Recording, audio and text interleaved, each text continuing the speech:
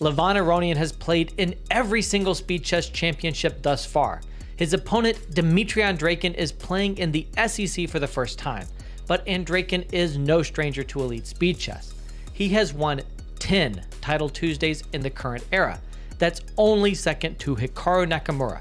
This match seemed a toss-up to many, including Aronyan, who felt that he would need to outscore the practiced Andreikin in Blitz to have any hope in Bullet. A chaotic opening draw was followed by a clean Aronyan conversion of an extra exchange, and then there was a shocking turnaround win by Andreikin, who won a dead-drawn 2-1 rook endgame. The fourth game featured absolute chaos with brilliant play from both sides. It would be madness to go for the win here with rook takes d7, but this game has been full of madness. Having fended off Andreikin's bloodthirsty ambitions, Aronyan showed his own enthusiasm for kingside carnage. Oh gosh, just checkmate. God, look at the king. It's just like literally the most one-sided position of all time. That was impressive though. A clean draw in Game 6 preceded an Andreikin win with black in the Berlin defense to tie the match. But after another draw, Aronyan tried to smother Andreikin's king in the final game of the 5+1 segment. Oh, the king runs to h4 now. But I think you can just take on g5. Just take the pawn. And king g4. Oh, look at this D5, domination. G5. Well done by Levon. Levon taking all of the pawns here. Dimitri's going to resign. Okay, it's over. Knight takes g5. Yeah. And it's over. Aronyan held a point lead as the match advanced to 3+1. But after a 100+ move draw, Andreikin uncorked a brilliant queen sacrifice in the second game of the time control. Queen g5 and rook h4 almost works, and then bishop takes He played g3. it. And oh, what an idea! Yeah, he said, "What is this? Not my type of position." He actually was lining this up. Throw your pieces forward. You don't have a lot of time. Neither player does. Rook h2. But now I think the queen can move back to d1. There's bishop g2 check. Oh gosh. Now he's completely winning. Dimitri's gonna flag. And rook h6 now threatens checkmate. Dmitry Andreikin loses on time. Levon Aronyan somehow wins a game where his king was caught in the crosshairs of a vicious attack, but Dmitry Andreikin couldn't find the right continuation.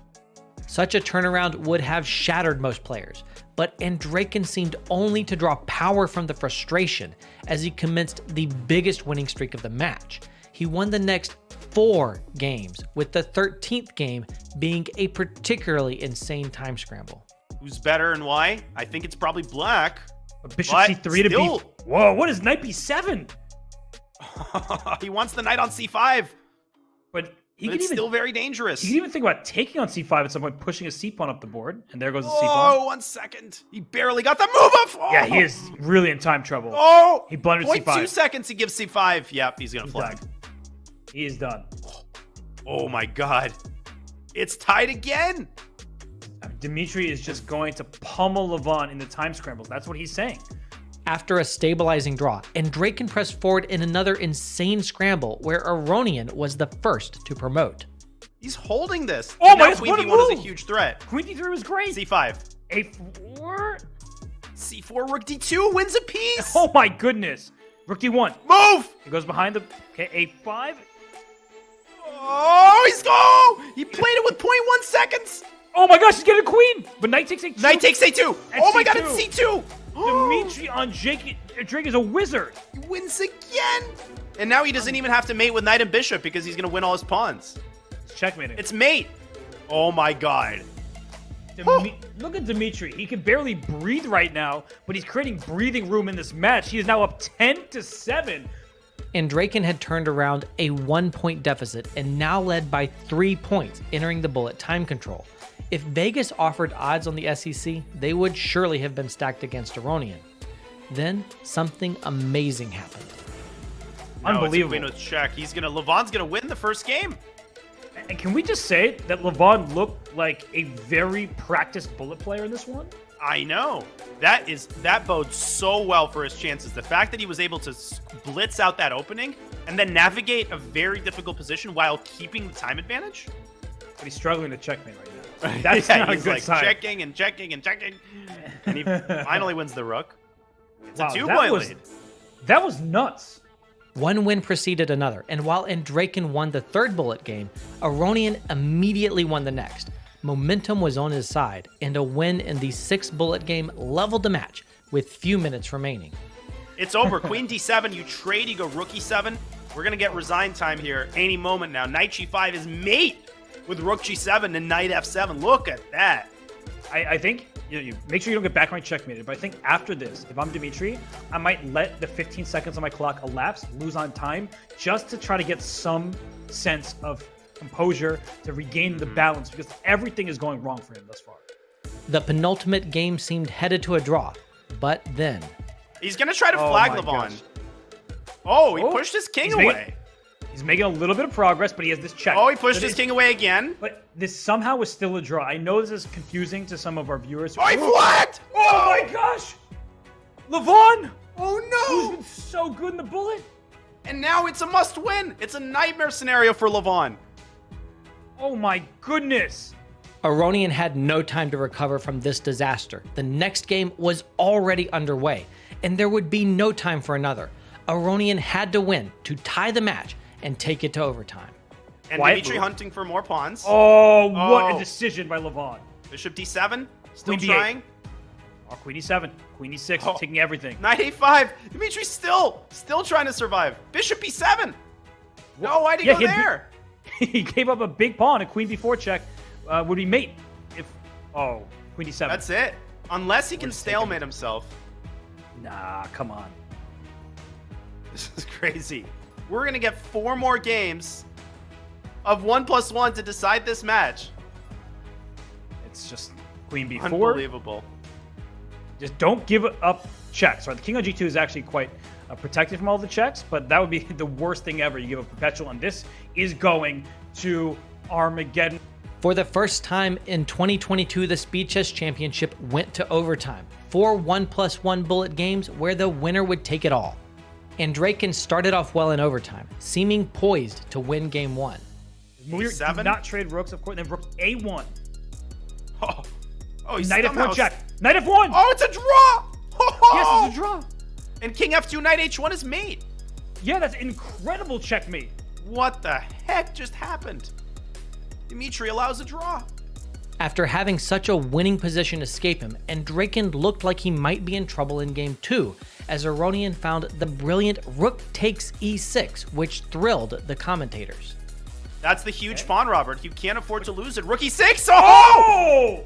That was a sick tactic. Oh my god, he won the pawn. But it's still, he's not out of the woods. Look at the knight. Is there like a f4? Now he can take on e6? No, he can just take the rook. Wait, what's happening here? Knight f7, rook e2? Knight h2 is mate. Oh my goodness. Levon is Knight F3, losing. Rook f2 mate. It's mate. Oh my lands. And now Levon has to win with black.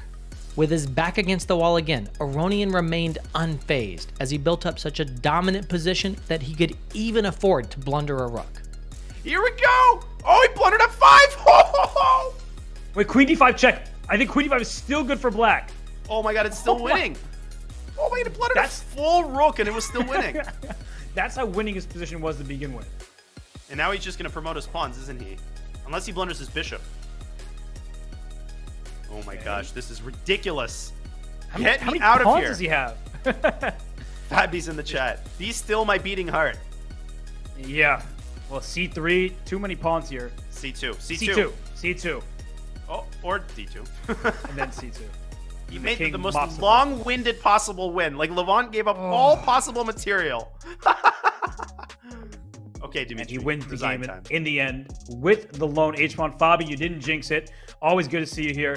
He's checking out the rest of the competition. Dmitry Andreikin is going to lose this one. The match is going to be tight. But look at Dmitry. He didn't resign right away. He knows that he's feeling a little bit on edge. And now this is the final game of the match. If it's drawn, we get Armageddon. It's not going to be drawn. No draw. Let's see a decisive game here.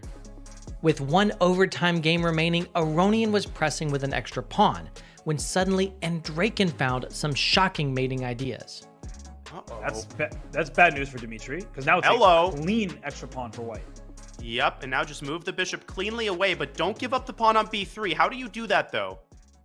I would play go c4. I don't love that but the bishop on b5 just feels awkward right now. Queen to c5, offering another queen trade. You can't let that knight jump into c5. This is bad for Dima. Queen b6. Really, but knight d4 though. But queen b6, we're gonna get some trades. Black will have the activity Are we for the gonna cost get a of draw pawn. here? It seems not completely unlikely, does it? Oh my god, that's crazy. Wow. Okay. Now Aronyan down to 24 seconds. And the rooks are doubled in the d file, so the only fully open file, well, I guess the e file is open, but there's a bishop on e6, is black's for the taking. And is there a case to be made for rushing this a-pawn up the board? The problem is that there's always this shadow of the rooks doubling on the second rank, which they're going to do. But the rook from f3, yeah?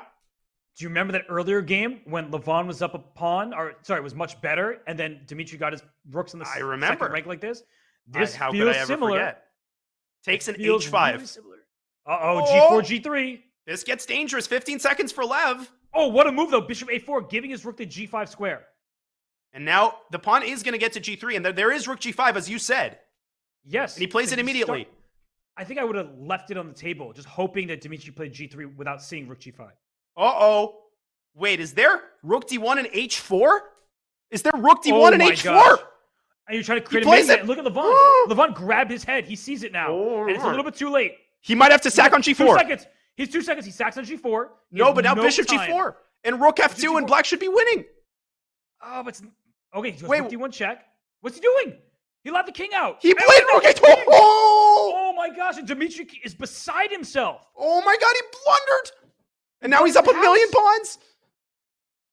But Robert. But Levon down to 2 seconds. Yeah, look at that clock. That is Dimitri's only hope right now is that he flags. Yes, and he's trying to bring a rook to g1, but he can't attack g2 a second time. And here come the other pawns. Levon's dropping a bunch of pawns. What is he doing? He's giving all the pawns away. Why did he do that? And he's giving another one away. No way. There's rook e5, and it attacks b5 as well. It's big move there. Still winning. It's still basically winning. You've given F2? another one away. How many pawns can he possibly give up without giving away the advantage? Why did he do that? King g2. Oh, rook h5. Rook h5. It's game over. It's winning. Oh my god. Yes, it is. He's going to make a queen. Oh my gosh, and Dimitri barely is getting the moves off in time. Move to g2. Where is he going? Just run away. Oh, it's almost made. f6 is almost made. What? Back. Why? The pawn stopped. Oh, but he gives up b5. No, rook b7. Oh, rook b7. That's huge. And h7. And Robert, bishop h5 at the end. Just go h7. Oh, wait, no. Rook h1, bishop h5. Good point. But then bishop h7 f5? He's going to flag. He loses on time. Oh! He lost on time. He's beside himself. He's so upset. And that's the match. Levon Aronyan takes that drink of whatever he's been drinking, but it's led him to success in the board, and he gives away a little bit of a smile there. Oh my god, I have not breathed in the last 5 minutes. This entire overtime. This spectacular victory by Aronyan positions him for a possible match against top seed Hikaru Nakamura, who needs to overcome the resilient David Paravian in his own upcoming match. Aronyan has joked before about the challenge of playing Hikaru in Bullet, but maybe the prowess he showed today has boosted his confidence. Levon, we wish you the best of luck. We will see you in probably about a couple hours, I guess, for the match with Hikaru. So enjoy your rest. But we will do our best and.